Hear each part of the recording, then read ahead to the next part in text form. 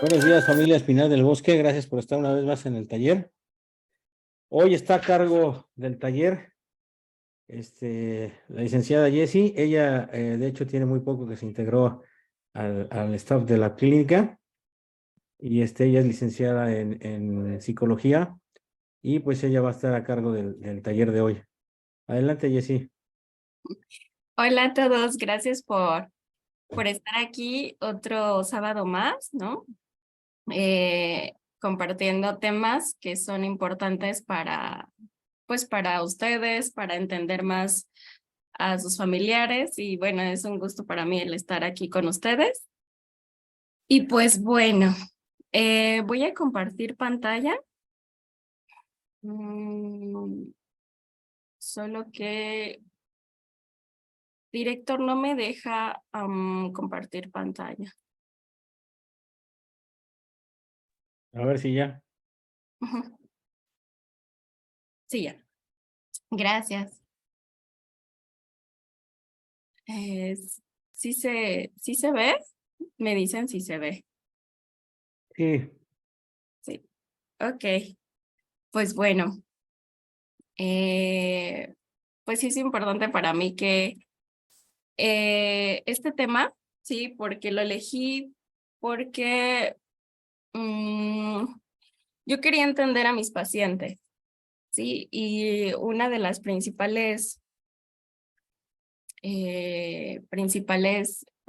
bueno, más bien cómo puedo apoyarlo, ¿no? En esta cuestión de las adicciones. Entonces, mi pregunta fue comprenderlos más, ¿sí?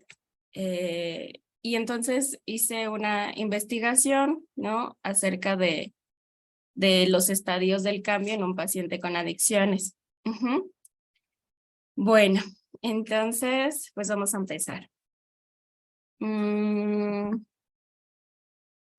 no sé, quisiera preguntarles a ustedes si alguna vez se han preguntado por qué recae mi familiar, por qué mi familiar no quiere dejar el consumo, si cuándo identificaré que quiere un cambio en su vida, y si se mantendrá en abstinencia, ¿no? Eso fue, no sé si alguno de ustedes quisiera abrir su micrófono y compartirnos si de alguna manera ha tenido estas preguntas, o sea, me imagino que sí, porque pues al final son nuestros familiares los que están consumiendo y de alguna manera hay preocupación, incertidumbre, a veces tanto físico como emocional, ¿no? Un desgaste, ¿no?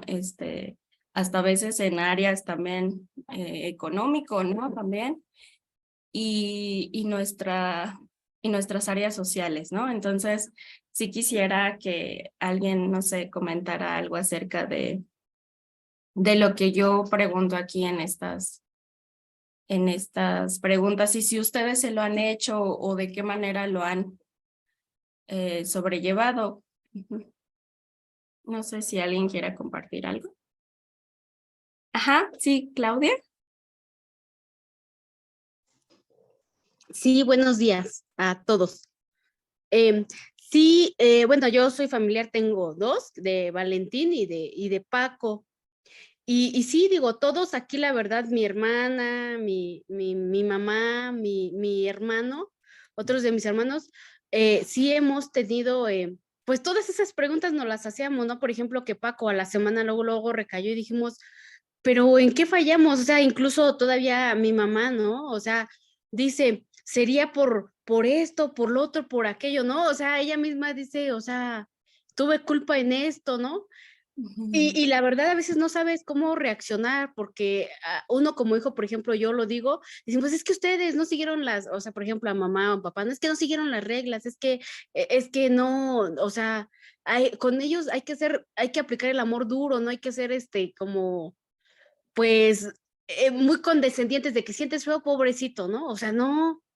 Ujú. Entonces, sí, desafortunadamente se suscitan muchísimas cosas por ejemplo, con Paco vivimos una situación que hasta lo tuvimos que amarrar, o sea, muchas cosas, o sea, fue muy, muy feo.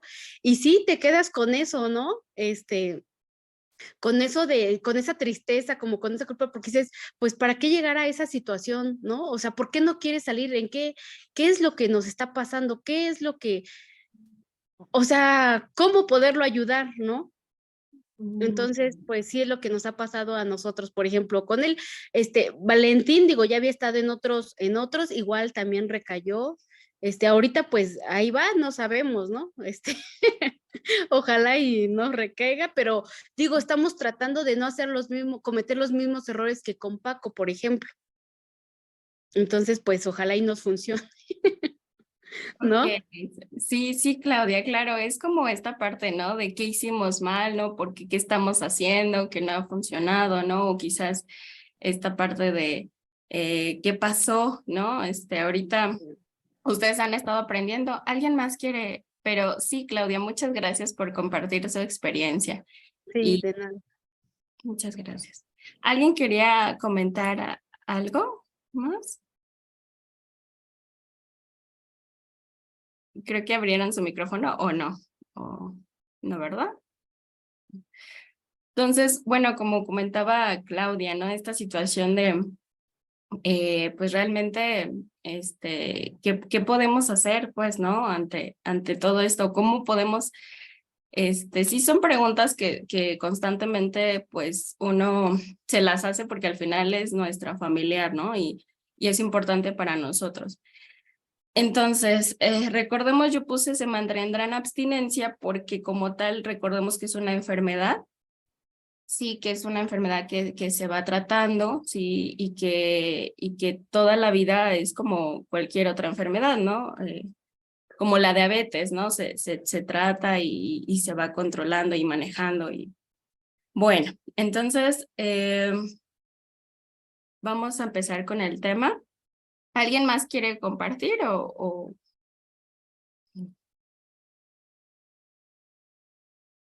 Bueno, yo puse también esta pregunta, ¿no? Nada más para antes de empezar con el tema. Sí es importante que sí haya cambios, ¿sí? En el paciente, ¿sí? Pero bueno, vamos a comenzar. Se hicieron investigaciones de este modelo que es el transteórico. Este modelo se dieron cuenta, lo crearon unos psicólogos, ¿sí? Que lo desarrollaron a través de investigación con varios pacientes que tenían adicciones, ya sea a diferentes sustancias como la heroína, la marihuana, el alcohol, el tabaco, toda sustancia, ¿no? Cocaína, para ver qué pasaba en estos pacientes que dependían a una sustancia, ¿sí? Y bueno, en esas investigaciones sí se encontró dos grupos de sujetos que se identificaron estadios o etapas comunes que habían experimentado durante el proceso de fumar. Aquí estamos hablando de fumar, pero aplica para cualquier sustancia que consuman los pacientes, ¿sí? Bueno, aquí como tal vemos que a continuación se describen los estadios del cambio propuestos por el modelo transteórico, ¿no?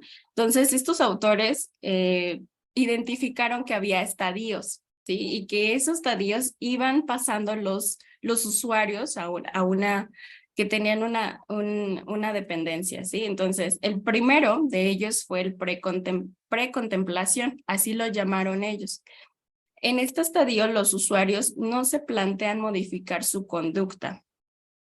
Aquí ya estamos hablando de que ellos no son conscientes, ¿sí? O lo son mínimamente de que dicha conducta representa un problema. O sea, realmente para ellos aquí no hay ningún problema, ¿no? Con la conducta adictiva, no hay una conciencia, ¿no? Yo realmente minimizo lo que es mi comportamiento, no tengo ningún problema con ello. Entonces, realmente aquí no hay conciencia, o sea, realmente no es de hallar una solución, sino de que no pueden ver el problema que tienen. O sea, realmente no hay conciencia de un problema, ¿sí? no es que no encontremos las soluciones A, sino de que ellos están totalmente, no lo pueden ver, ¿sí? Y si acuden a tratamiento es porque se sienten presionados por circunstancias ambientales, ¿no? Por nuestras familias, por nuestra pareja, amigos, ¿no? Que presionan a que ellos acudan al tratamiento, ¿sí? Y una vez, ¿no? Que ya sienten que ya los dejaron de presionar, de decir, no, es que realmente acude a algo. Una vez que ellos ya no sienten esa presión social, vuelven al consumo. Entonces, por ejemplo, yo cuando hay pacientes que llegan a la clínica, ¿sí? En base a mi experiencia, hay algunos pacientes que dicen, no, pero pues es que precisamente con las personas que llegan involuntarias, que suele ser la mayoría, ¿no?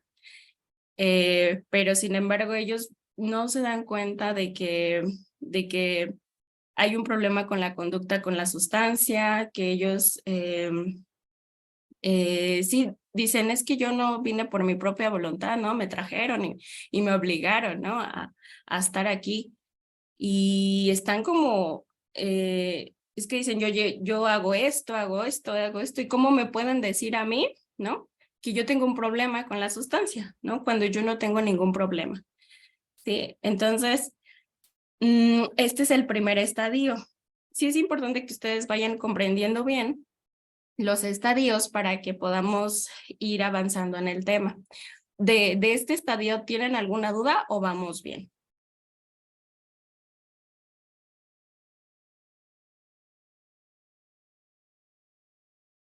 ¿Sí? ¿Vamos bien entonces? ¿O quieren comentar algo? Ok, Yo Fernanda. más quería preguntar si puedo tomar un screenshot de lo que está escrito. Claro que sí. Ok, gracias. Sí, Fernando, ¿iba a comentar algo? Pues más que comentar, no sé si los papás ustedes me pueden explicar qué es eso del estadio. Me estoy imaginando así cuando voy al fútbol. A ver, explíquenme porque esa parte como que no me quedó, o no sé si los papás puedan ayudar. Sí, estadios o etapas, así como cuando vamos, ajá, sí, así como vamos cuando creciendo, ya ve que vamos primero niñez, infancia, adolescencia, adultez. Es lo mismo con los pacientes. Cuando tienen una adicción, tienen etapas o estadios que ellos van, se podría decir que van desarrollando a lo largo de su adicción. Sí, Gracias. sí, Fernando, claro que sí. ¿Alguna otra duda o inquietud?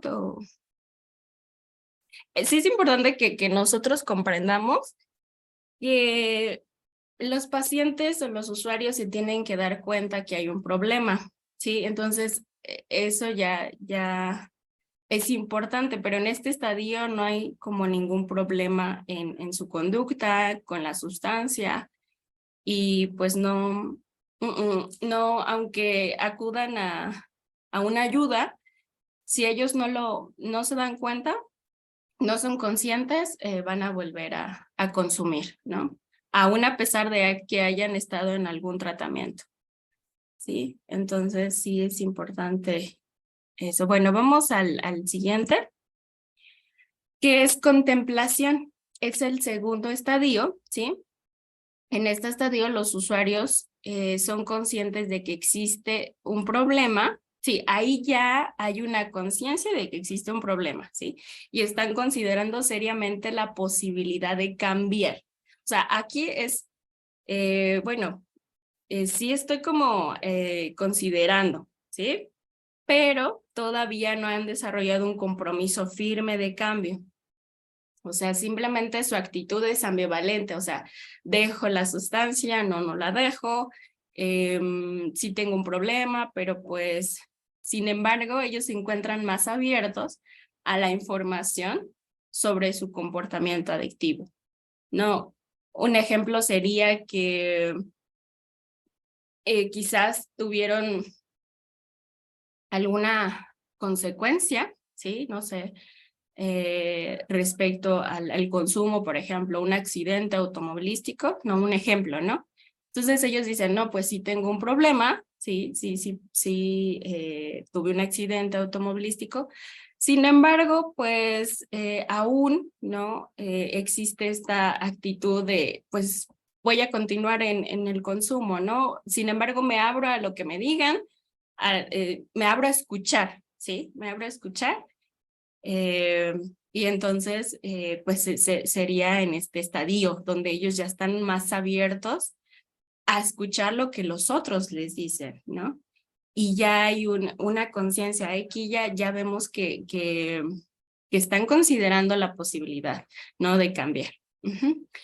Entonces, en este estadio, ¿tienen alguna duda de este o vamos bien? ¿O algo que quieran comentar o continuamos? Queda claro, gracias. Ok, muy bien. Pues muy bien, entonces.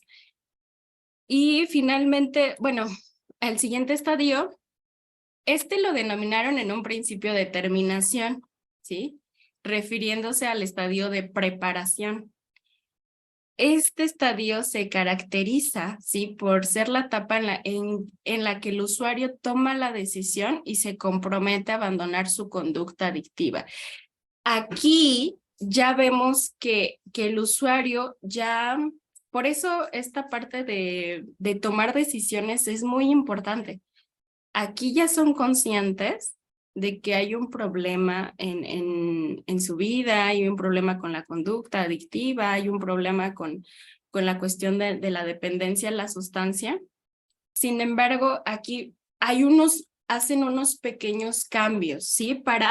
Precisamente para llegar al objetivo de abandonar su conducta. No llegan a la abstinencia como tal, pero sí, por ejemplo, puede ser que disminuyan la dosis del consumo, ¿sí? Entonces, aquí sí es muy importante esta etapa, ¿sí? Porque es cuando ellos o sea, determinan que ya no quieren continuar, ¿no? Que ya quieren abandonar, sí, esta conducta adictiva que a lo largo de, hablando de años, sí, la venían ejerciendo. Entonces, ahorita ya es como toman la decisión. O sea, aquí ya hay una decisión, sin embargo, no puede ser que no lleguen a la abstinencia, ¿sí? Sin embargo, sí hay pequeños cambios en ellos. Quizá dejan de frecuentar a algunas personas, sus focos rojos, sí, pero este estadio sí es importante para ellos, porque aquí ya vemos que sí ya hay conciencia, ¿no? Sin embargo,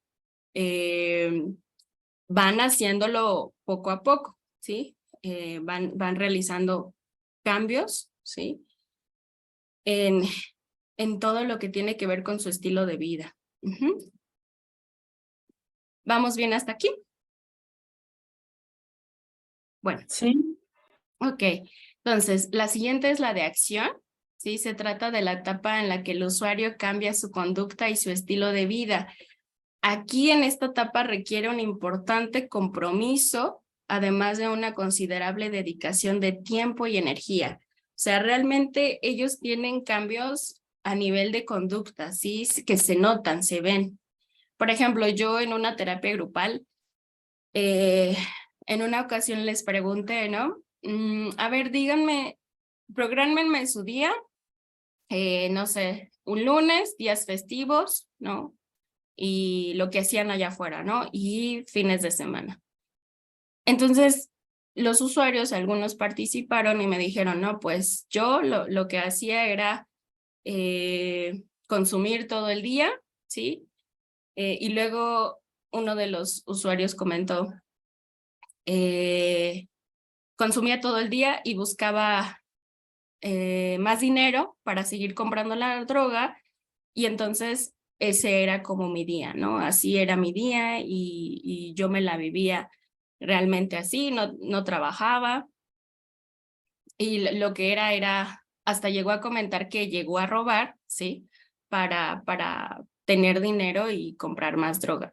Entonces, a lo que voy con este ejemplo, yo lo que quería lograr con ellos era de alguna manera cambiar, ¿sí? Ese, como lo vemos aquí, su estilo de vida, ¿sí? Porque de alguna manera, recordemos que cuando tenemos una dependencia a una sustancia, dejamos de lado el aspecto laboral, ¿sí? Nuestras actividades académicas o nuestras cuestiones que nos gustaban, ¿no? Nuestras actividades como que nos hacían sentir bien, ¿no? Las dejamos a un lado por la sustancia, ¿no? Entonces, sí es importante para ellos el volver a programar y realizar actividades que a lo mejor dejaron de hacer por la sustancia, ¿no? Entonces, y que realmente las actividades requieren compromiso, esfuerzo. Por ejemplo, yo les decía, a ver, ¿qué hacían antes que ahora ya no lo hacen, ¿no? Y una paciente comentó, no, pues yo corría, ¿no? Yo corría de 10 a 21 kilómetros llegué a correr, ¿no?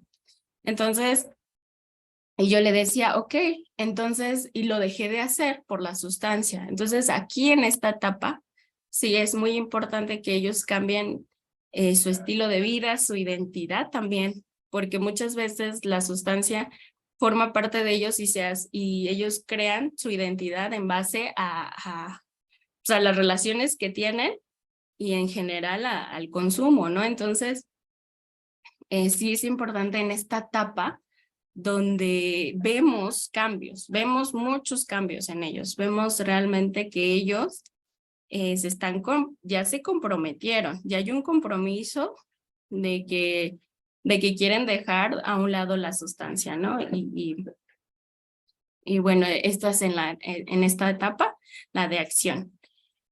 Y la de mantenimiento, sí, en esta etapa, en este estadio el usuario trata de conservar y consolidar los cambios realizados en la etapa anterior. O sea, todo lo que vino trabajando, ¿no? A lo largo de la anterior etapa, que fue la de acción, aquí los mantiene, los conserva y los consolida, ¿sí? Intentando prevenir una posible recaída en el comportamiento problemático, ¿sí?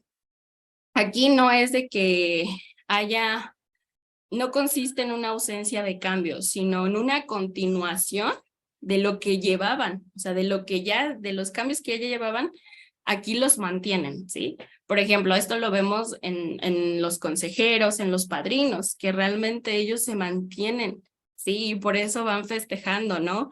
El año, los meses, ¿no? Ya llevo 5 años, ya, y realmente para ellos es importante, ¿no? Reconocerlo, ¿no? Que tanto tiempo se han mantenido, ¿sí? Así, ¿no? Con esos cambios que ya realizaron en el estadio previo, ¿sí?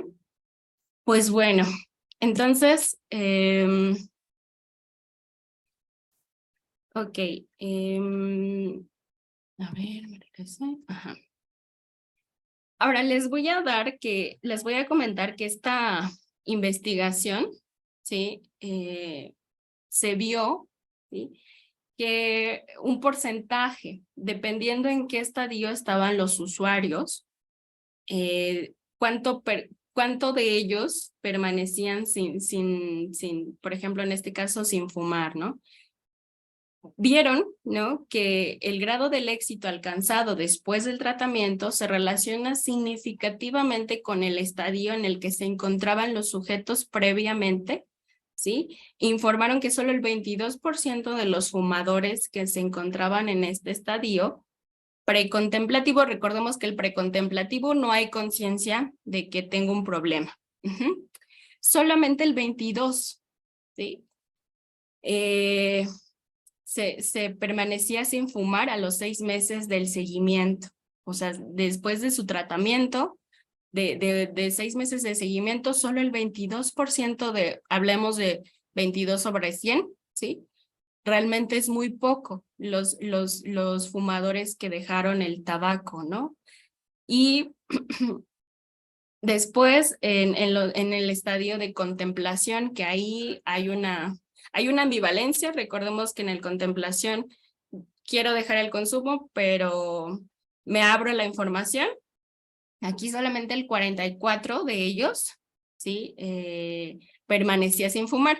Vemos que se incrementó, ¿sí? La cifra de los usuarios y alrededor del 80% de ellos, que los que estaban en preparación, recordemos que preparación es que están haciendo cambios, ¿sí?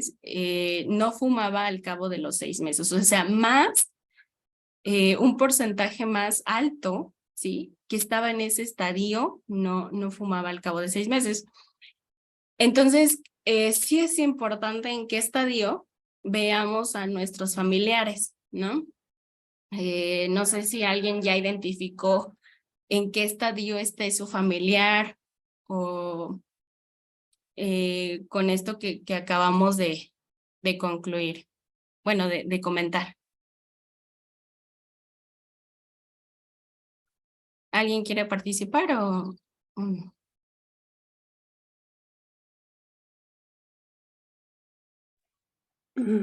Sí, buenos días. Sí. Sí, Rosa, la escuchamos. Sí, bueno, aquí por lo que nos acaba de describir, pues vemos que pues son diferentes etapas para llegar hasta la madurez, ¿no? Hasta el estar conscientes de la enfermedad y estar trabajando día con día para poder permanecer sobrios. Pues así como lo entiendo, creo que mi familiar pues está en la etapa de preparación, ¿verdad? Porque pues ya él ha tomado la decisión, ¿no? De abandonar su consumo, Ok. pero pues está luchando, ¿no? También por mantenerse sobrio con todas las herramientas que ya se le han estado dando en la clínica y en los grupos. Entonces, pues me queda claro que todavía falta un camino por recorrer, ¿verdad?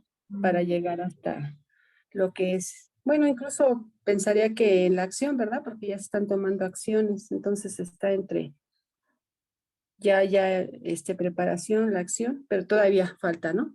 Me queda claro que sí es, todavía hay que seguir trabajando. Gracias.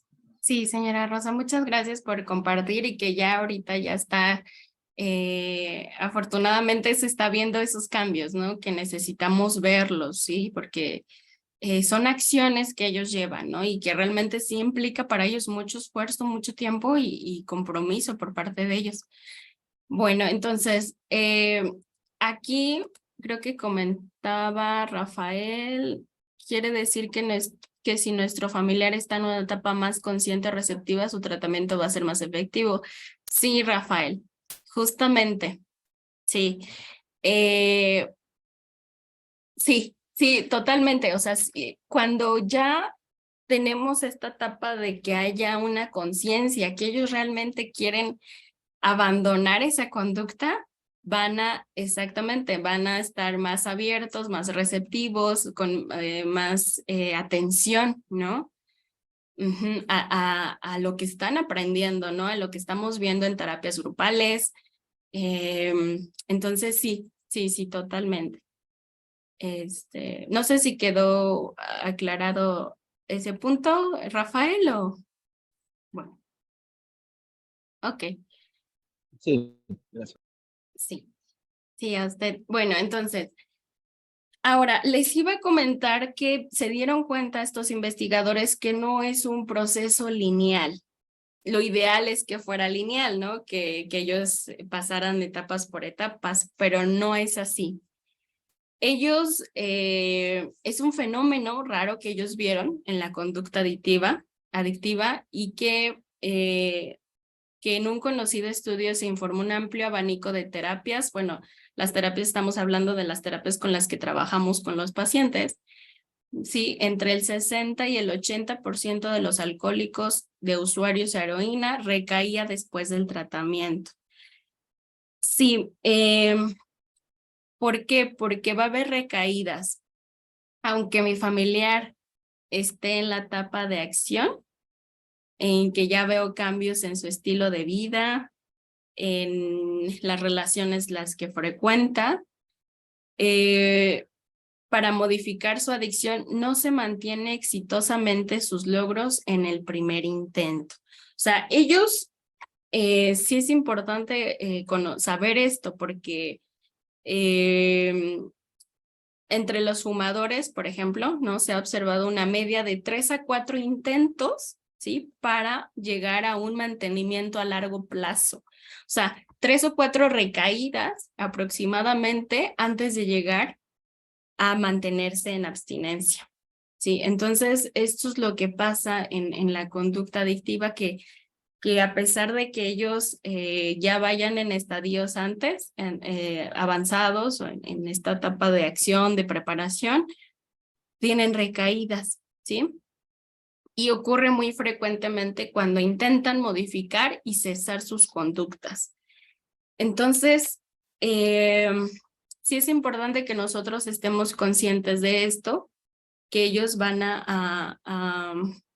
lo van a intentar, pero sí es importante que estemos, bueno, que aquí ya lo hemos visto con mis compañeras que han expuesto los temas, ¿no? Que hay recaídas, ¿sí?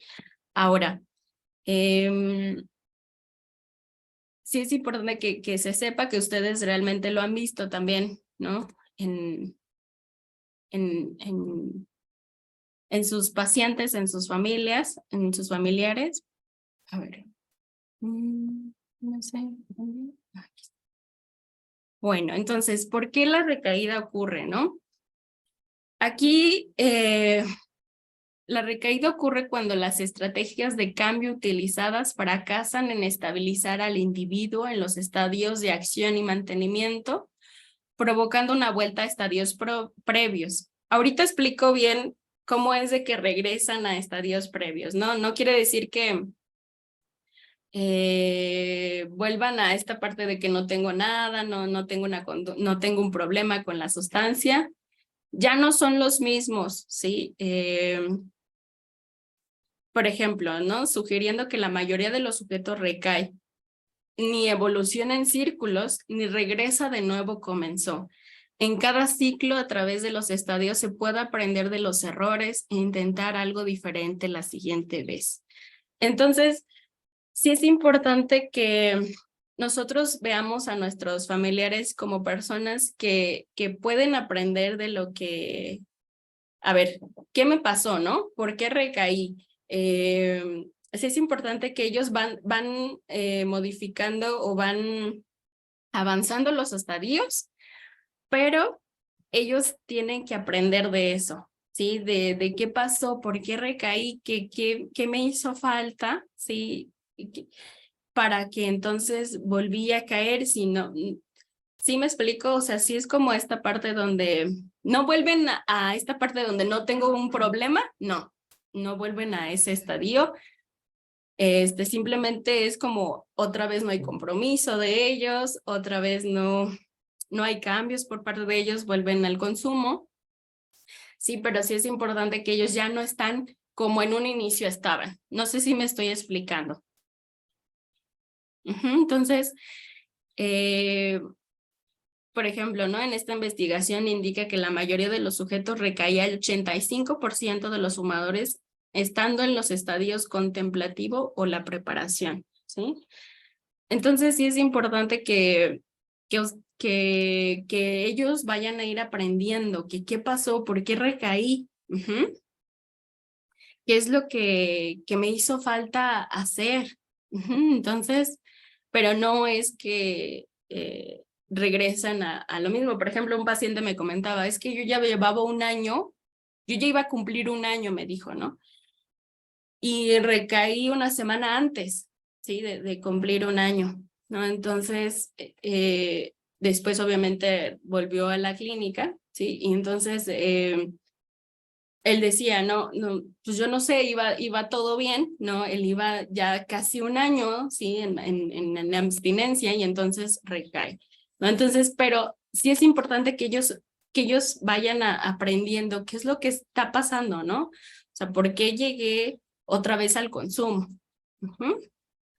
Bueno, entonces, bueno, si se consigue estabilizar los cambios conductuales más allá de la fase de mantenimiento, sí se especula, esto no está como sobre un posible estadio, ¿sí? De finalización, definido como la inexistencia de tentaciones a través de cualquiera de las situaciones problemas, ¿sí?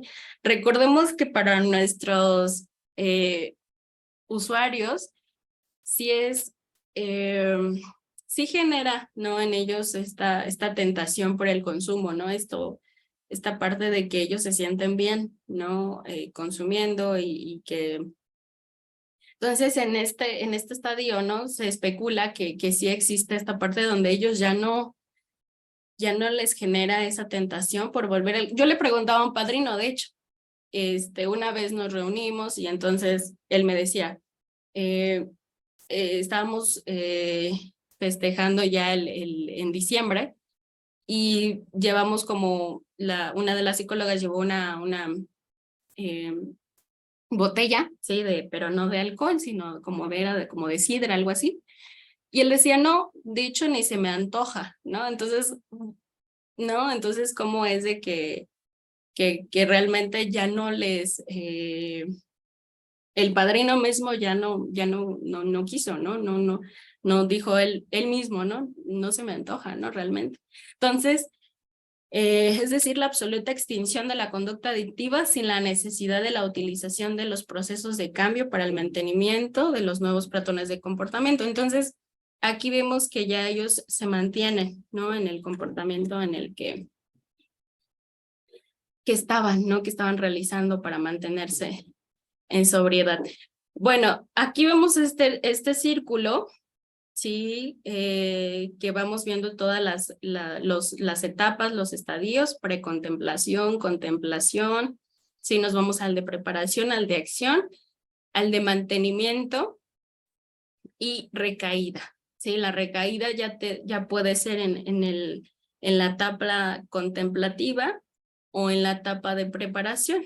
Sí, o a veces también las recaídas suceden ya en la etapa de acción, ¿no? Cuando ellos ya tienen cambios, hasta también en el de mantenimiento.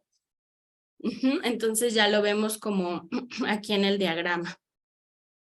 Sí, pues bueno, entonces, ¿qué tenemos que trabajar en terapia con nuestros pacientes? ¿Sí? El usuario tiene que trabajar aquellas conductas, si los niveles del cambio son aquellas conductas a las que el sujeto aplica los procesos de cambio con el objetivo de modificarlas, ¿no? Por ejemplo, vamos a empezar a trabajar con esta parte del síntoma, de la situación, ¿sí? El patrón de uso de sustancias, ¿sí? Y otros factores como micro y macroambientales, ¿no? ¿A esto qué se refiere? Micro tiene que ver con mi entorno, ¿no? Mi entorno más cercano, y macro, ¿sí? Con la comunidad, con la sociedad en sí, ¿no? Entonces, ellos tienen que realmente identificar, ¿no? En qué momento ellos usan la sustancia. Sí, por ejemplo, en un paciente me comentaba, es que yo la uso, ¿no? Cuando voy a tener relaciones sexuales, ¿no? Entonces, era un paciente homosexual, ¿sí? Entonces, él realmente utilizaba la sustancia para tener ese tipo de experiencias, ¿no? Entonces, sí era importante, ¿no? Indagar, a ver qué está pasando, ¿no? ¿Por qué es necesario, ¿no? El utilizar, ¿no? La droga. Él tenía su familia, era una familia muy conservadora, ¿no? Donde pues realmente no aceptaban que su hijo tenía una homosexualidad, ¿no? Entonces, realmente él durante mucho tiempo no aceptaba, ¿no? Él lo veía como algo malo, algo que no era aceptable, ¿sí? Entonces, sin embargo, pues, él decía que había trabajado, ¿no? En terapia y que empezó pues a decir, es que yo sí soy, pues mi identidad se formó así, ¿no? Entonces, sí es importante, ¿no? Encontrar, ¿no? El patrón, ¿no? Que usan, ¿no? En la sustancia. Y también, obviamente, los días, meses, cada cuánto, ¿sí me explico? O sea, qué cantidad, bueno, en fin, ¿no? Ahora, las cogniciones desadaptativas, expectativas, creencias y autoevaluaciones. Aquí es que, ¿qué expectativas tienen de mí? ¿No? ¿Qué creencias tengo de mí mismo, de mis relaciones y del mundo con los demás? Y cómo me autoevalúo, ¿no? Yo. Entonces, a veces no tenemos creencias que no sabemos que están, ¿no? Por ejemplo, con este paciente que les comentaba, él decía que el ser homosexual era para personas, que encontramos una creencia de él que era para personas menos, ¿no? Eran personas sin valía, ¿no? Que él se sentía así, ¿no? Entonces, fuimos como esta parte de identificar creencias, de identificar qué expectativas tiene mi familia de mí, ¿no? Entonces, que nos hacen de alguna manera, a veces, que no sabemos que están, ¿no? Pero ahí están, ¿no? O en general, ¿no? De la sociedad en sí. Sí, bueno, también los conflictos interpersonales, ¿no? Las interacciones diádicas, la hostilidad, la asertividad. Entonces, cómo yo manejo mi comunicación con el otro, ¿sí? De qué manera yo me relaciono con mi padre, de qué manera yo me relaciono con mi madre, de qué manera yo me relaciono con mi hermano, de qué manera yo me relaciono con mi familia en sí, ¿no? Y con mi pareja, ¿no? Y esta parte también, cómo yo me comunico, de qué manera yo puedo, ¿no? Expresar mi enojo, sí, sin ser agresivo, pero tampoco sin quedarme callado, sí, ser asertivo, ¿no? Y bueno, y también la cuestión familiar, sí, la familiar de origen, si tengo algún problema legal, ¿no? Del cual tengo que solucionarlo. ¿Quiénes son mi red de apoyo? ¿Sí? Que para esto es importantísimo en los pacientes, que ellos tengan su red de apoyo. En qué me desempeño yo laboralmente, ¿no? Si realmente, de qué manera yo me sostengo económicamente hablando, ¿sí? Entonces sí es importante trabajar esto y los conflictos interpersonales, ¿no? Esta parte de, que diga intrapersonales, perdón, ahí me equivoqué, que sería la autoestima, ¿no? El autoconcepto, la personalidad. Recordemos que en otras conferencias nos han hablado de algún trastorno de la personalidad, ¿sí? Que hay que trabajar en eso, en mi personalidad, y qué autoconcepto tengo yo de mí mismo, ¿sí? Esas creencias que me limitan, y mi autoestima, que es muy importante, que es fundamental en cualquier área de nuestra vida, necesitamos de la autoestima, ¿sí? Entonces, todo eso, pues lo hablamos, ¿no? Y también aquí podemos agregar, ¿no? El control de impulsos, ¿no? Ya que los usuarios a una sustancia, los usuarios que dependen a una sustancia, pues generalmente se han hecho investigaciones que son muy reactivos, que son muy impulsivos. Entonces, ¿de qué manera yo controlo mi energía, mi impulsividad, el control de impulsos, ¿no? De qué manera yo lo manejo, ¿sí? Si yo me conozco, yo sé que tengo que trabajar en mí, pero si yo no me conozco, yo no sé qué puedo trabajar en mí. Entonces, si es aquí en la clínica les enseñamos, ¿no? Esta parte del control de impulsos. Otra de cuestión importante es el sentido de vida, ¿sí? Que ellos realmente, en base de que se conocen, en base de cuál es su propósito, ¿sí? Porque cuando yo consumo, esto es un placer inmediato, ¿sí? Pero cuando yo tengo un sentido de vida, no es inmediato mi sentido de vida es a largo plazo, ¿sí? Entonces, pero a raíz de que yo me voy conociendo a mí misma, ¿no? Y que voy viendo cuáles son mis habilidades, ¿no? Y en qué soy bueno y así enfocar mi sentido de vida a lo que yo quiero, ¿no? No lo que los demás me digan qué hacer, sino a lo que yo decido qué hacer. Entonces sí es importante para ellos encontrar, ¿no? Tener un sentido de vida. Entonces, pues bueno, Eso es como algo que se trabaja. Ok, ahora, también identificaron los investigadores y que también las decisiones que ellos toman se identifican por unos factores, ¿sí? Tanto del ser humano, sino nada más de los usuarios, sino de todos los seres humanos. Sí, esta perspectiva fue desarrollada, es el balance decisional, ¿sí? A finales de los años 70 crearon un esquema general para representar los aspectos motivacional y cognitivo de la toma de decisiones por el ser humano, ¿sí? Entonces, se identificaron que había beneficios, cuando uno toma una decisión, hay beneficios instrumentales para nosotros mismos y beneficios para los demás, ¿sí? ¿Qué beneficios yo tengo en el caso de un usuario? ¿Qué beneficios yo tengo de consumir? ¿Sí?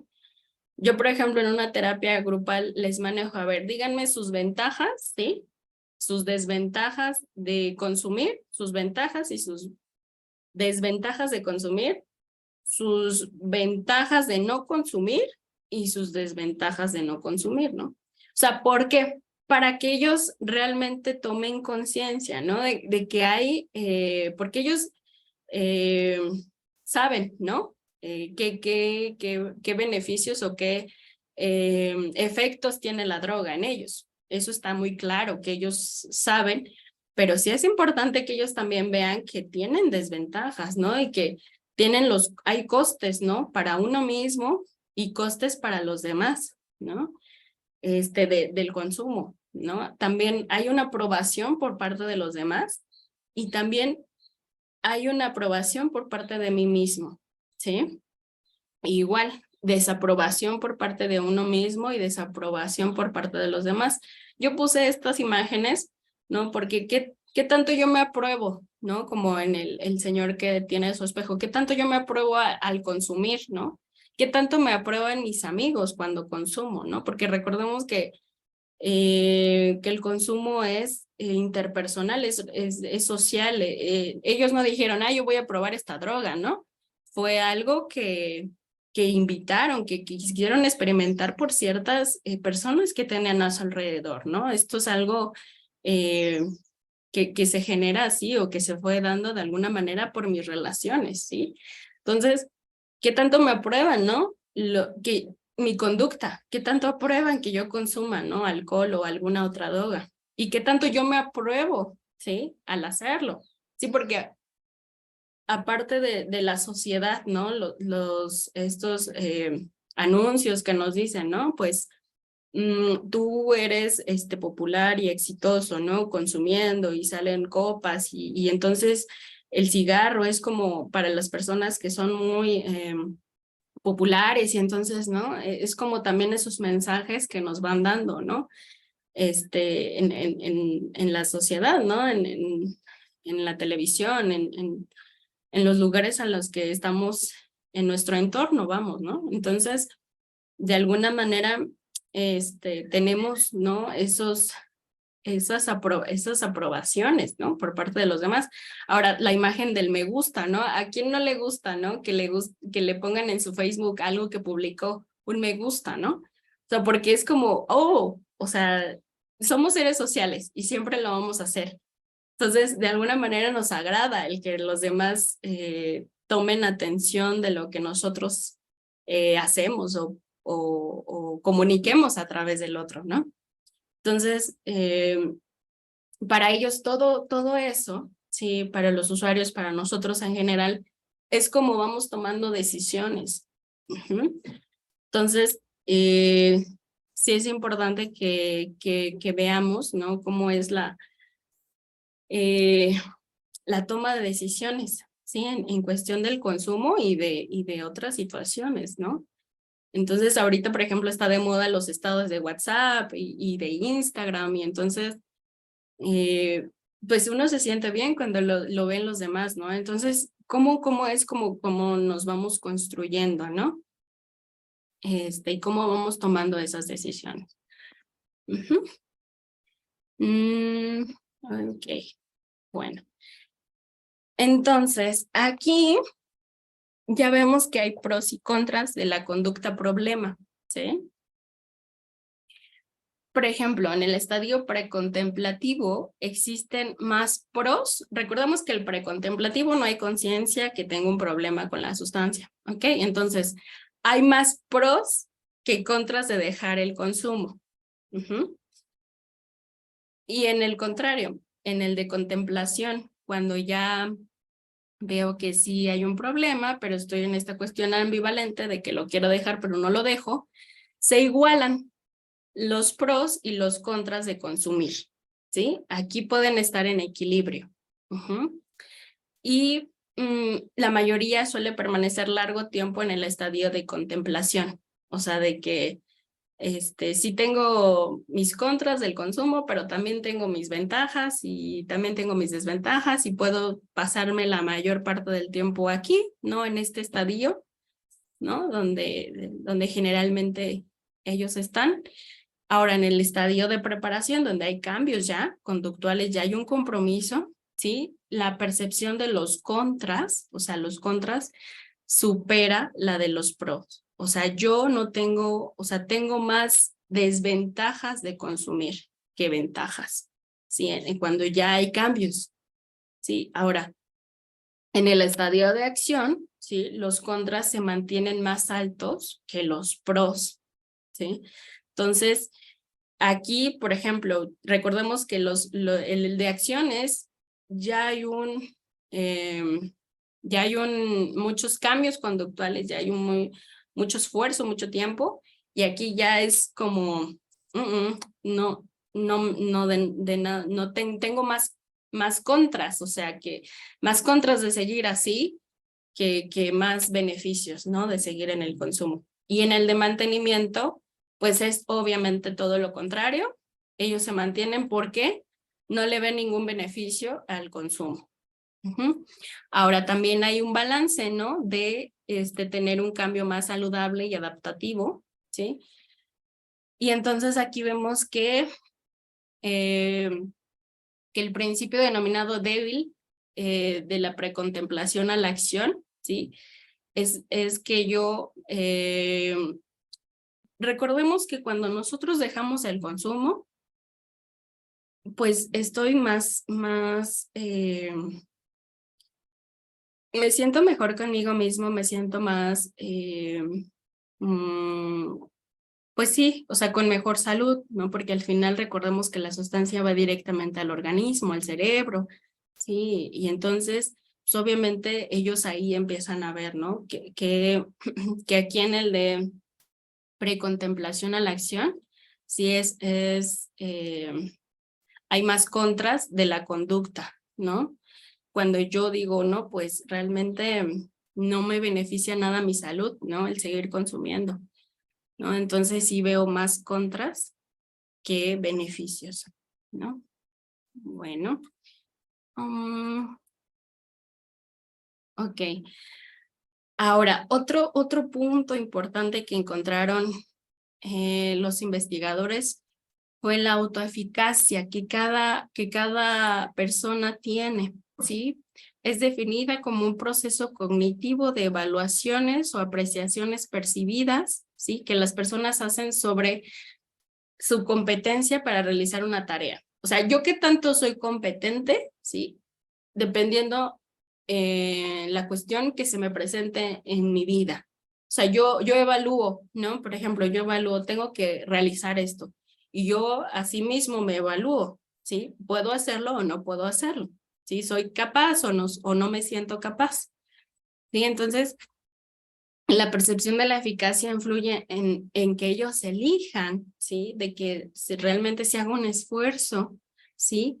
De que qué pensamientos tienen acerca de ellos mismos, ¿sí? De qué manera están manejando sus emociones, porque es fundamental el manejo de nuestras emociones y de mis conductas ante una situación, ¿sí? Ante una situación difícil en mi vida, ¿no?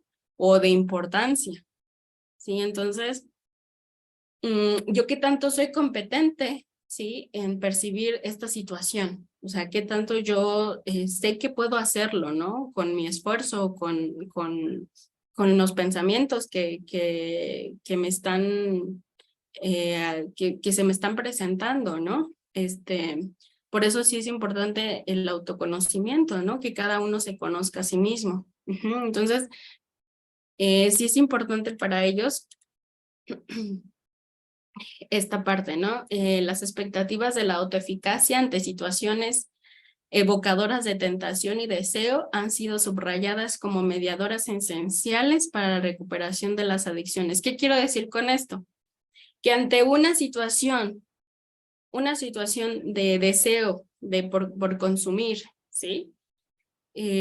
Yo me creo competente para hacer frente a una situación de mis emociones, alguna situación de un problema que tengo en mi vida, o sea, que no, que afronto la situación, ¿no? Y que no voy en esta cuestión del consumo, ¿no? Entonces, se han encontrado una relación significativa entre las evaluaciones de la autoeficacia y el mantenimiento, o sea, si la persona se siente eficaz ante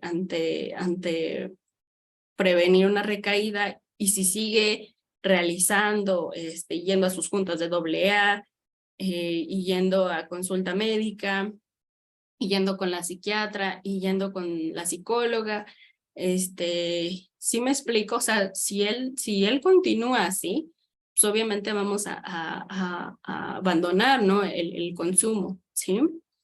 Entonces, bueno, entonces se han descrito expectativas de resultados de explicar la tentación y el deseo compulsivo de consumo. Recordemos que pues sí es como algo muy compulsivo, ¿no? Que ellos tienen, ¿no? Frecuentemente para llegar al consumo. Por eso yo también en las terapias grupales yo les manejo, a ver, hay necesidad, ¿sí? Una necesidad de consumir, ¿sí? Que eso implica una conducta, un impulso de llevar, buscar y consumir la droga, ¿sí? Pero esto también es a nivel de pensamiento cognitivo, es a nivel afectivo, es de que yo me quiero sentir como me siento cuando estoy consumiendo, ¿no? Entonces manejamos estrategias como de distracción, ¿sí? Para que ellos puedan persuadir el consumo, ¿no? De distracción, de imaginación, de manejar sus pensamientos, ¿sí? Porque los pensamientos nos llevan a emociones y las emociones nos llevan a conductas. Entonces manejamos todos esos para que ellos puedan manejar esa necesidad y ese deseo de consumir. Hay 4 tipos de deseo y necesidad de consumo. El primero de ellos es cuando están consumiendo, ¿sí? Y entonces es como están dejan el consumo, están en abstinencia, se sienten muy mal físicamente y lo que hacen es, quiero buscar quiero buscar la droga y consumirla para sentirme bien físicamente como estaba, ¿no? Anteriormente. Ese es un tipo. El otro tipo es magnificar las experiencias, ¿no? Todo lo que tiene que ver con experiencias sexuales, con experiencias de la fiesta, con experiencias de pasarla bien con los demás. Ese es otro tipo de necesidad de consumo. El otro tipo es estímulos neutros. Por ejemplo, si ellos ven a una persona, una hora del día, una calle, eso es un estímulo neutro. O sea, no, para ellos significa algo. Entonces, cuando lo ven o lo escuchan, ya puede ser una música o cuando lo ven o lo escuchan, van y consumen, ¿no? Entonces es como ya en automático. Saben que al ver ese estímulo van y consumen. Sí, unos pacientes me decían, no, pues es que yo me acuerdo de que veo a tal persona y entonces en automático quiero consumir, ¿no? Entonces, ese es otro. Y pues, ajá, esos son los tipos de necesidad de consumo. Entonces, si ellos pueden ser autoeficaces en manejar esa necesidad y ese deseo de consumir, pueden tratar de continuar en su recuperación, ¿no? En mantenerse, ¿no? En abstinencia, ¿no? Entonces, bueno, en el caso de... Ok. Ay, me parece mucho. Muy bien, entonces, en el caso de los precontempladores, de los pacientes que vienen en este estadio, es difícil interpretar la eficacia en la abstinencia, ¿sí? En este grupo de individuos pueden representar una combinación de percepción de incapacidad y de falta de interés, ¿no? Entonces, pues para ellos no tengo interés en lo que me están diciendo, ¿no? En lo que me están, realmente no me interesa, ¿sí?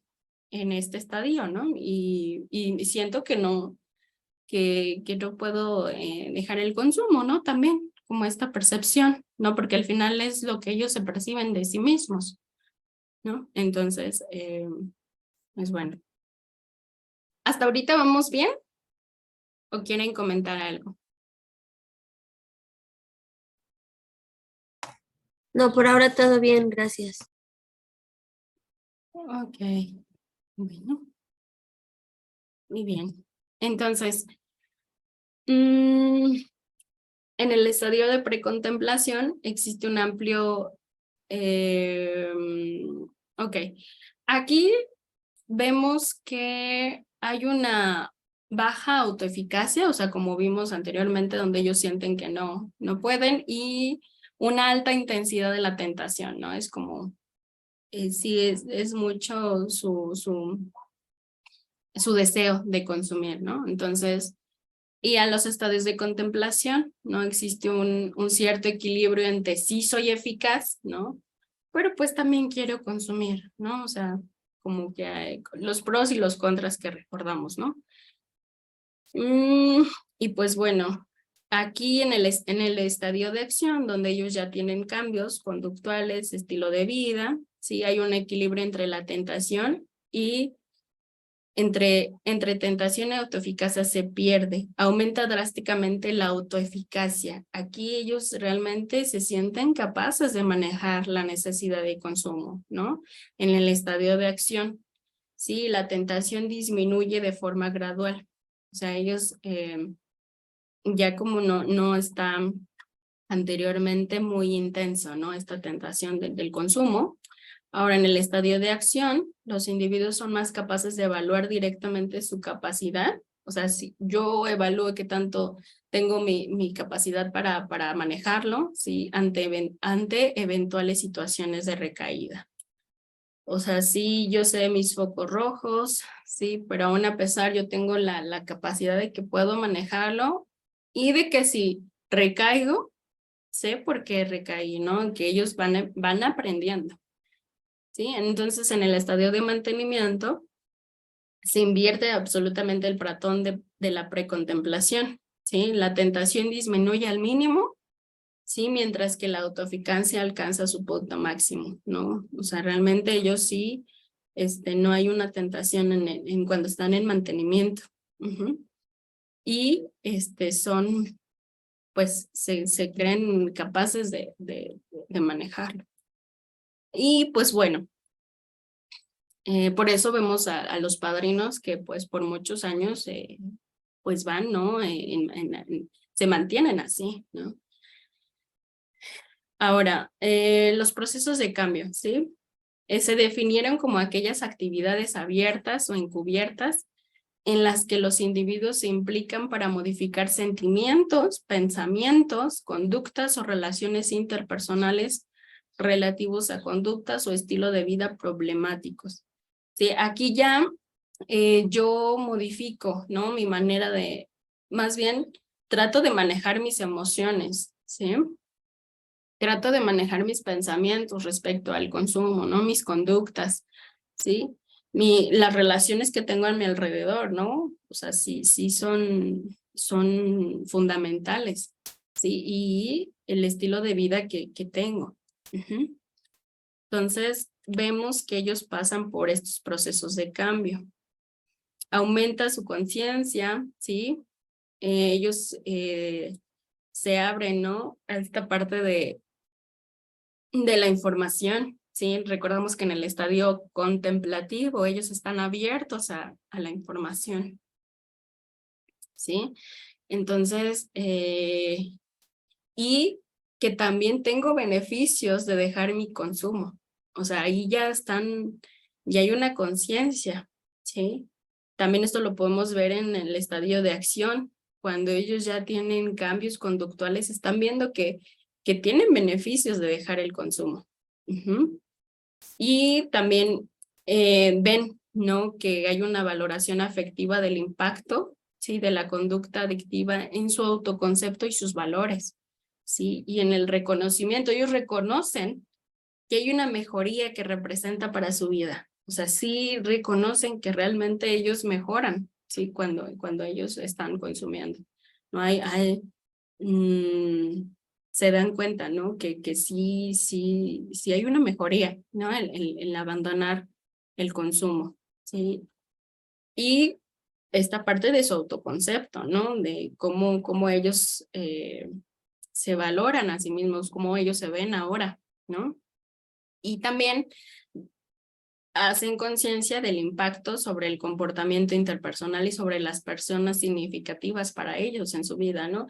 ¿Qué tanto yo estoy impactando mi comportamiento a mis relaciones cercanas y significativas, ¿no? Eso es para mí, lo ven, ya lo están viendo, ¿no? El impacto que está teniendo su comportamiento entre las personas que están a su alrededor y reconocen que hay beneficios para modificar esa conducta y que tengo beneficios en mis relaciones, ¿no? O sea, ya hay también esta parte del reconocimiento y realmente se dan cuenta, sí, se dan cuenta de que hay advertencias de los aspectos negativos de la conducta adictiva, hay consecuencias, sí, y también hay una liberación social, hay una toma de conciencia, sí, de mis relaciones, de lo que estoy haciendo yo en mi vida, ¿sí? De escoger, ¿no? De decidir y escoger nuevos cursos de acción, ¿sí? De que yo puedo tomar otra decisión, vamos, ¿no? Que no tenga que ver con la conducta adictiva. Y bueno, yo lo puse en imágenes para que como que lo recordemos, ¿no? Entonces aquí, por ejemplo, en el de la terapia grupal, ¿no? Que lo trabajamos nuestras compañeras y yo, ¿no? En terapia grupal, ¿cómo es que ellos, entre ellos mismos se espejean, ¿no? Se ven, ¿no? Y entre ellos mismos también reconocen, ¿no? Que les ha llevado la conducta, y que se abren a la información, ¿no? A todos los temas que vemos las colegas y yo, ¿no? En las terapias grupales, ¿no? Ellos están abiertos, ¿no? Todos esos procesos de cambio son los que pasan los pacientes, ¿no? Entonces, ahora, por ejemplo, en el de las manzanas, es como, yo, ¿qué decisión tomo, no? En base a que mi eficacia, ¿no? ¿Qué tanto soy eficaz para manejar mi necesidad de consumir, ¿no? Entonces, luego la familia, ¿no? Esta parte de reconozco los beneficios que tengo al dejar el consumo, ¿no? Y que realmente me siento mejor, ¿no? Con mis relaciones interpersonales, ¿no? Y también hay un aumento de las consecuencias del consumo, ¿no? O sea, ¿qué consecuencias yo he tenido a lo largo de mi vida? ¿No? ¿Qué consecuencias, hasta qué punto yo he llegado, ¿no? Por ejemplo, en AA, el primer paso es aceptar, ¿no? Que son, pues sí, que no pueden controlar, ¿no? La sustancia, ¿no? Entonces, la derrota ante la sustancia, ¿no? Entonces, ellos realmente se dan cuenta, ¿no? De que han tenido muchas consecuencias y que realmente no les ha beneficiado a su vida, más bien al contrario, ¿sí? Y qué autoconcepto y su autoestima, ¿no? Van redefiniendo su identidad también. Ahora, ¿qué tanto yo manejo mis emociones? ¿Sí? Porque es muy importante esta parte emocional, ¿no? Que ellos no quieren sentir y ahora ya pues, y es parte de la vida, ¿no? El sentir, pues, estas emociones, ¿no? Y cómo yo las puedo manejar y no evadiéndolas o no queriendo sentir lo que está pasando, ¿no? Entonces, también ellos ven, ¿no? ¿Qué focos rojos tengo, ¿no? En mi vida que me pueden hacer recaer. Ellos evalúan, ellos ven qué tan eficaces son para mantenerse así y pues bueno, ¿no? Y cómo es fundamental su red de apoyo, ¿no? El grupo de AA, ¿no? Que en sus padrinos, que son tan importantes para los usuarios, recurren a ellos, ¿no? Porque pues, y también crean una comunidad, ¿no? Entre ellos, donde van escuchando, ¿no? Y van, obviamente, haciendo catarsis, ¿no? O sea, expresando todo lo que a ellos en algún momento les afectó en su vida, ¿no? Entonces, hay un compromiso personal, ¿sí? Y que tienen una percepción de la capacidad de decidir y elegir, ¿no? Consumir o no consumir. Sin una creencia de que uno mismo, sí, es el elemento esencial del cambio de la conducta, sí, ya que se pueden adquirir habilidades necesarias, ¿no? Como por eso es importante el tratamiento que les damos en la clínica, ¿sí? Ahora, ¿qué estrategias conductuales, sí, dirigidas a aumentar la probabilidad de que ocurra una determinada conducta? O sea, ¿qué puedo hacer yo para que yo tenga este beneficio a mi vida? Y volverlo a hacer, ¿no? Y mantenerme así. Ahora, el apoyo social, como les decía, ¿no? El grupo de AA, esta parte de crear su red de apoyo, ¿no? Y pues bueno, esta parte de la modificación de las respuestas por los estímulos. Recordamos que hay estímulos que ellos generan en ellos consumo, ¿no? En que querer consumir, ¿no? Entonces, ¿de qué manera yo puedo manejar mis acciones, ¿sí? Y evitar, ¿no? Estas situaciones de alto riesgo para ellos, ¿no? Totalmente. Y pues bueno, sí bueno, antes de finalizar, les dejo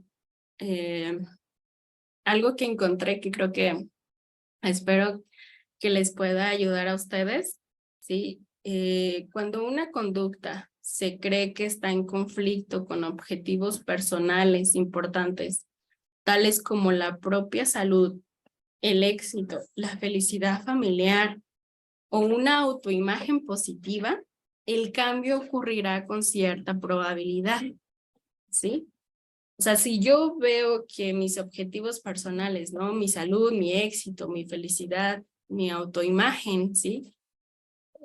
Yo la veo como que no está siendo productivas, que realmente me está dañando todas esas áreas, puede ocurrir un cambio, ¿no? Entonces, bueno, consideramos el siguiente ejemplo que nos proporciona Premack en 1970 de un hombre que recuerda el día en que dejó de fumar como el día en que había salido a recoger a sus hijos de la biblioteca de la ciudad.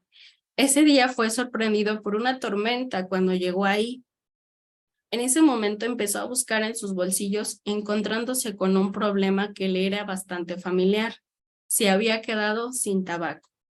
Se giró y miró hacia la biblioteca. Vio a sus hijos esperándole bajo la lluvia y continuó por la calle dando la vuelta hacia la esquina, con la certeza de que podía encontrar un lugar para estacionarse, correr, comprar los cigarros y retroceder en busca de los niños antes de que estos se empapasen del todo, ¿sí? La visión de sí mismo como un padre que dejaba a sus hijos bajo la lluvia mientras salía corriendo a la búsqueda de unos cigarrillos le resultaba una imagen humillante y decidió dejar de fumar, ¿no? Entonces, ¿cómo vemos en este ejemplo de un paciente, ¿no? Que se dio cuenta que que el ver a sus hijos no empapados le resultaba algo que iba en contra de sus objetivos, ¿no? De vida, en sus objetivos de padre, ¿no? Entonces, ¿cómo es de que ahí fue cuando vio eso, ¿no? Y tomó una decisión, ¿no? Entonces, bueno, ¿alguien quiere comentar de esta historia o de en sí de algo del tema que hayamos tocado?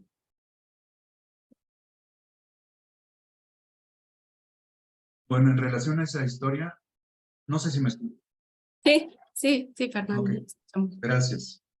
En relación a esa historia, me parece que, no sé si esté bien en mi apreciación desde este escenario, pero me parece que en esa historia, el sinsentido del dejar de fumar, continuar fumando en relación a sus hijos, le encuentra él un sentido a su vida. El sinsentido le da un sentido a su vida. Y a partir de comenzar a darle sentido a su vida, es como entonces puede dejar de fumar. Decide dejar de fumar. Lo que no me entra es, ¿por qué tan humillante es esto? Humillante en el sentido de dejar de fumar, el humillante en el sentido, en el sinsentido, dejar de fumar, en el darle sentido ya a su vida a partir de que deja de fumar. Y eso, pues no sé si tenga que ver con mis hijos. Me queda esa duda. Ok, Fernando. Bueno, aquí en este ejemplo es algo, o sea, que él veía en su, pues sí, en su vida, ¿no? Es como esta parte de ver a sus hijos bajo la lluvia, ¿no?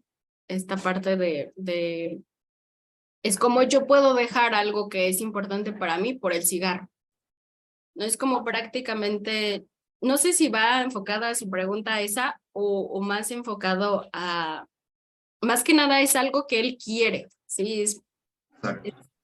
Es algo que él quiere, ¿no? Que es su familia, ¿no? Entonces,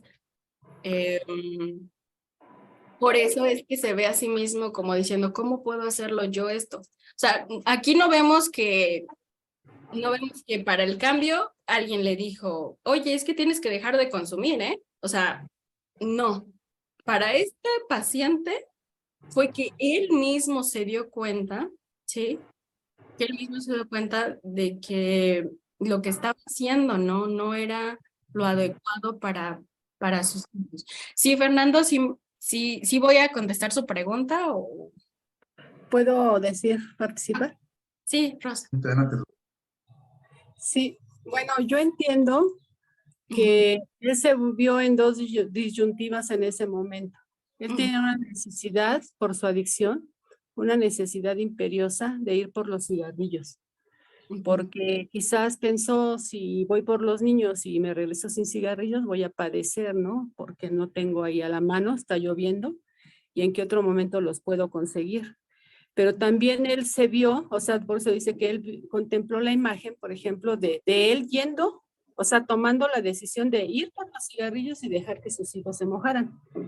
Y lo sintió como una imagen humillante, el que él hiciera eso, ¿no? Cuando él se vio, ¿verdad?, haciendo eso, lo oyó como una imagen humillante. Entonces dice, en ese momento decidí dejar de fumar porque entonces él le dio prioridad a su familia y no a su adicción. Eso es lo que yo entiendo. Sí, señora Rosa. Sí, muchas gracias. Sí, totalmente, ¿no? Es esta parte donde, por eso los cambios sí tienen que ver tienen que ver con el usuario, con su familiar, con que ellos, su salud, ¿no? O sea, con su propia salud, con el éxito para que ellos cada uno llama diferente el éxito, ¿no? Para mí puede ser, ¿no? Ayudar a alguien y para otra persona es, no sé, el vender, ¿no? ¿Sí me explico? Cuando ellos ven que están perdiendo su salud, su realización en la vida, lo que ellos, o sea, en este caso ponemos el ejemplo de los hijos, ¿no? Pero puede ser también la cuestión de la pareja, de la cuestión laboral, ¿no? De la cuestión, bueno, volvemos laboral al éxito, ¿no? La cuestión de qué imagen se ven a ellos mismos, ¿no? O sea, si el cambio ahí sí ocurre, ¿sí? Si cuando ellos se dan cuenta de eso. No es porque los demás nos digan, ¿no? Más bien ellos tienen que tomar conciencia. Por eso es muy importante cuando ellos empiezan a tomar una conciencia de enfermedad, ¿sí? Porque entonces ahí se dan cuenta que, por ejemplo, yo le preguntaba a un padrino, ¿no? Padrino, ¿cómo es que dejó el consumo? ¿Sí? Dígame, ¿no? Porque pues yo cómo puedo comprender o cómo sé que mis pacientes realmente quieren dejar el consumo. Entonces él me decía, ¿sabes qué, Jessy? Yo en ese momento sentía que me estaba volviendo loco, que ya había perdido mucho, que había perdido dinero, mi carro, que había perdido una serie de cosas. Y en ese momento pedí ayuda, ¿no? Cuando él se dio cuenta, ¿no? De las pérdidas en su vida, ¿sí? Porque al final el consumo lo que nos deja son pérdidas. Entonces, cuando él toma conciencia de eso, es cuando él pide la ayuda, ¿no? Y dice, ¿no? Y dice, me derroté ante la sustancia. Ahí fue cuando yo dije, ya no puedo continuar así, ¿no? Entonces, sí para ellos es importante, ¿no? El identificar y tomar conciencia de su vida. Y yo le preguntaba, ¿y cómo identifico a mis pacientes cuando realmente quieren dejar el consumo, no? Y él me decía que ellos piden estar, que con ese poco, 1 o 2 meses no le es suficiente, ¿no? Y necesitan más tiempo, ¿no? Cuando ellos realmente dicen, no, es que yo necesito más tiempo, ¿no? Para totalmente dejar el consumo, ¿no? Y otra de las cosas me decía es cuando ellos preguntan, cuando ellos ponen atención a lo que les estás transmitiendo, es cuando realmente se ve que ellos quieren aprender, y sí, como lo vimos en diapositivas anteriores, en el estadio de precontemplativo hay una falta de interés, ¿no? Entonces, cómo es de que ellos van tomando conciencia, ¿no? Pero es ellos mismos, ¿no? Ellos mismos son como los que ven todos esos pues, contras en su vida, ¿no? ¿Alguien más quiere comentar algo? Jessica, quisiera compartirles, este día a la familia. Un amigo en esta semana me decía, sé fuerte, Fernando, sé fuerte. Nunca sabes a quién inspiras. Entonces, hay una palabra que aprendí de ahí de Pinar del Bosque, en lugar de padrino, de la palabra, no necesariamente para este caso, refiere doble A en mucho menos, ¿no? Yo soy papá de Daniel. Y Daniel, bueno, es instancia, pero finalmente le ha ayudado muchísimo el trabajo que se hace en Pinar del Bosque. ¿Por qué? Porque tarde o temprano, en lugar de tener un padrino, va a tener una sombra. Salir ese personaje de sombra. Y esa sombra es la que le va a permitir también él irse dando cuenta, y no es a partir del otro, sino que el otro es el que le sirve como espejo para que él haga cambios en su vida. Y a mí me parece maravilloso esto, porque haciendo una síntesis de toda la plática de hoy, que me parece buena, muy interesante, se maneja autoeficacia, mantenimiento, autoconocimiento, autoconcepto, pero yo me pregunto, cuando ya tiene una buena autoeficacia el personaje, un buen autoconocimiento, ya no consume drogas, ya no consume alcohol, ya no consume nada de esto. Entonces, ¿por qué llega a haber recaídas? Que yo me pregunto. La respuesta la tengo, ¿no? Ahorita. Hay un otro que, en el que se acompaña. No necesariamente va a haber una recaída por porque ya esté regresando nuevamente al consumo, sino porque nosotros los que estamos afuera de, somos también importantes, muy importantes. Si yo no influyo en mi vida en relación al otro, en este caso al adicto, si es que hay que ponerle ese letrero, entonces de alguna manera no va a poder finalizar también su propia estructura. Ahí aprendí la palabra, al final del bosque. Se está estructurando, se está construyendo el pensamiento. Cuando se construye el pensamiento, yo creo que entonces ya comenzamos a irnos despidiendo de esa adicción que tiene que ver con las drogas, porque cuidado, podemos llegar a otro tipo de adicciones, ¿no? Me parece que esto de lo encubierto en relación a pensamientos y a sentimientos y al autorrefuerzo y al esfuerzo, fue lo último que habló usted. Me parece maravilloso el darme cuenta de ser más importante para mi hijo, tan importante para mí mismo, que se lo comparto a mi hijo. Y entonces él va a ir estructurando su propia forma, porque si no me estoy preocupando mucho y me estoy dedicando toda mi vida, toda mi visión, mi vista, está hacia allá. Y entonces llega el momento que me voy a olvidar de mí por pensar en que algún día va a resolver su problema. Y yo me pregunto, ¿estoy en el momento en que quiero que él resuelva su problema o que yo me sienta bien ante eso? Pues ya no estoy pensando en él, estoy pensando en mí. Me parece que con lo que finaliza usted me pareció muy interesante en relación a que pues, esto de la adicción es muy amplio, bastante amplio.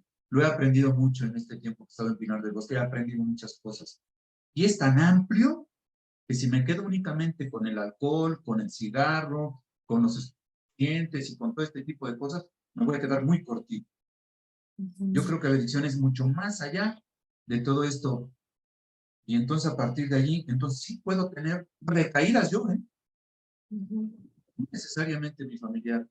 ¿Y qué pasa con mis recaídas? Tengo un buen mantenimiento, tengo una buena eficacia, tengo un buen autoconocimiento, autoconcepto de mí mismo. Y yo sí los he logrado y lo puedo decir, sí los he logrado gracias a que he estado en las pláticas de Pinar del Bosque. Y me pongo a hacer resumen, doy vueltas a las digo, ¿en qué se me equivocó la plática o en qué yo pienso que se equivocó y resulta que el equivoco soy yo? Pues me parece ese comentario, Jessica, decirle que pues esto del sentido también tiene un sinsentido. Muchas veces puedo pensar que mi familiar no se interesa por las cosas que yo le menciono, porque él está interesado en otras cosas. Era mi opinión, Jessica y familia. Gracias. Muchas gracias, Fernando, por lo que usted comentó, que para nosotros es mucha retroalimentación el que ustedes nos hacen, ¿no? Todos los sábados para nosotros nos ayuda y que ustedes estén aquí, ¿no? Que al final ustedes están haciendo un esfuerzo, ¿no? El estar aquí, ¿no? Y aprendiendo, ¿no? Porque el simple hecho, por ejemplo, de estar en terapia y no por alguna cuestión de consumo, por lo general se empieza a ver cambios después de los 3 meses, ¿no? Entonces, como en la adicción es obviamente un proceso de toda la vida, ¿no? Y concluyo con esta pregunta, ¿no? ¿Qué está dentro de mi control? ¿Sí? ¿Y qué no está dentro de mi control?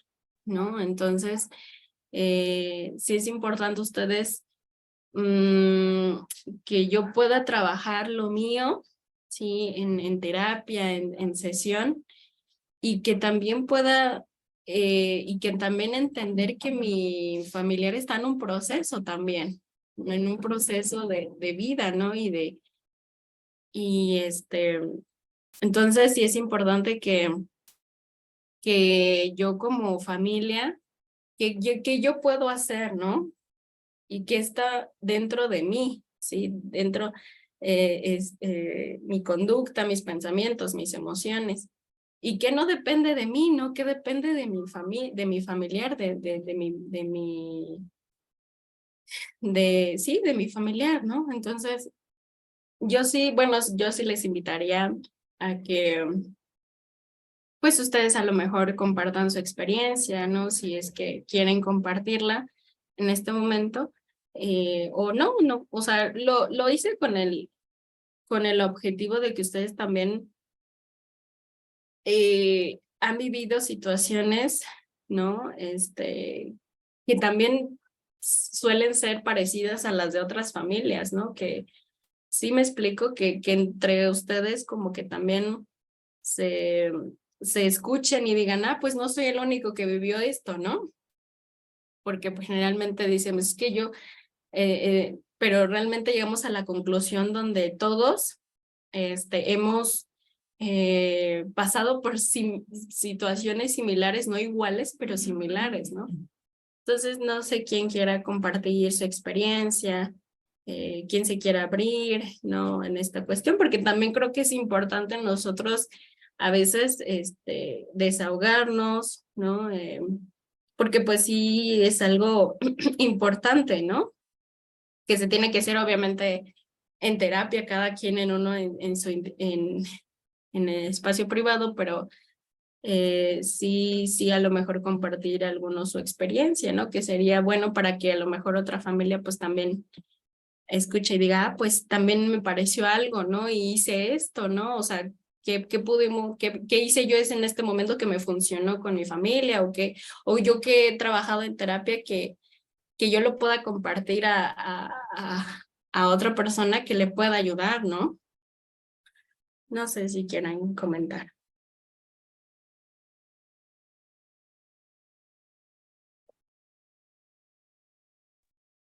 Hola, mi esposa quisiera comentar algo. Ok. Soy Arturo Camargo y mi esposa Edith. Hola, buenas tardes. Le digo que nosotros es la segunda vez que entramos a taller. Tiene realmente poco tiempo que estamos participando con el nieto ahí en el Pinar, lo cual le agradezco mucho haber llegado ahí.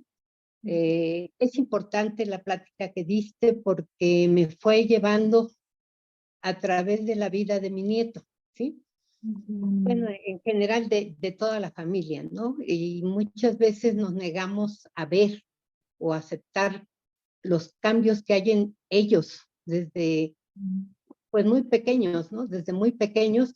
Y esto me ha abierto los ojos, ¿sí? Y lamento mucho no haberme dado cuenta ni haber estado al pendiente, ¿no? Al pendiente de sus cambios, ¿no?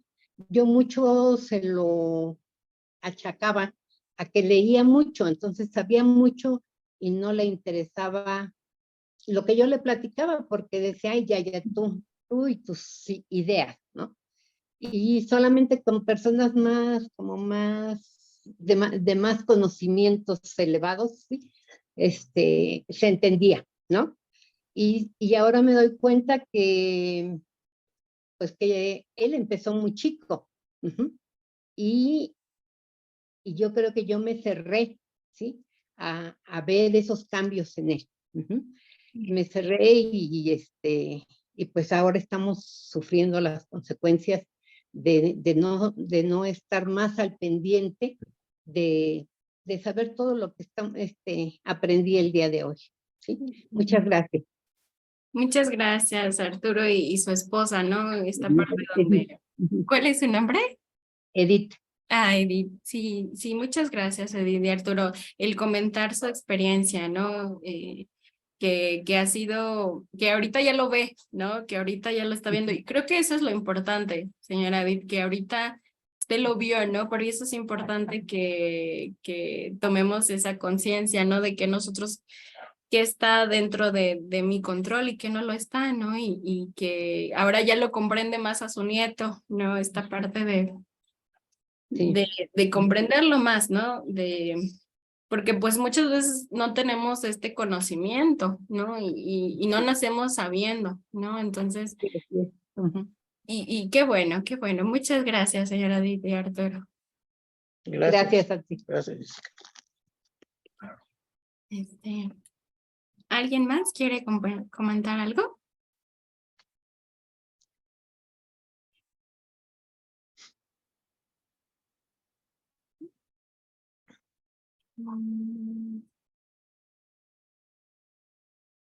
No, nadie.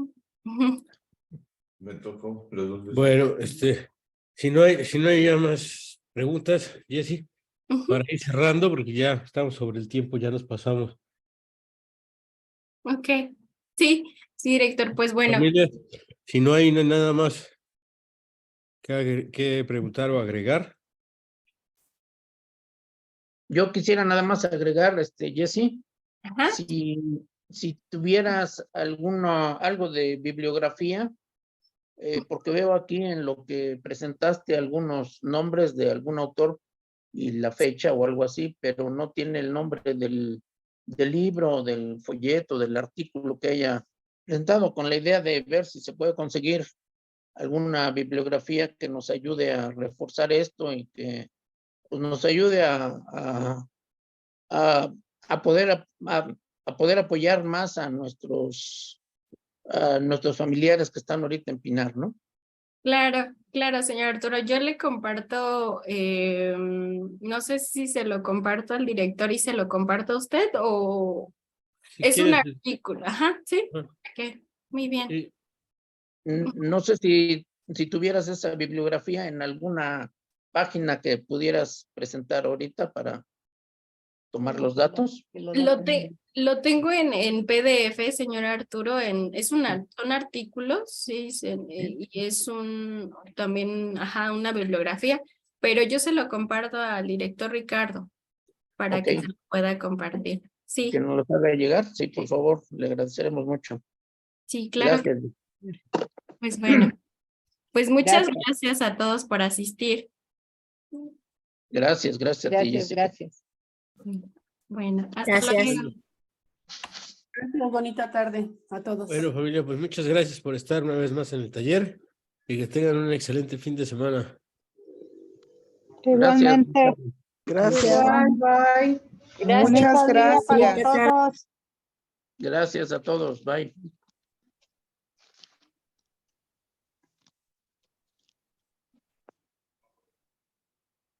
Linda tarde a todos. Bye.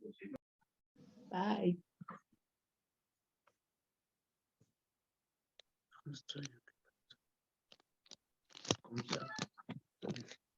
Bye, bye. Gracias.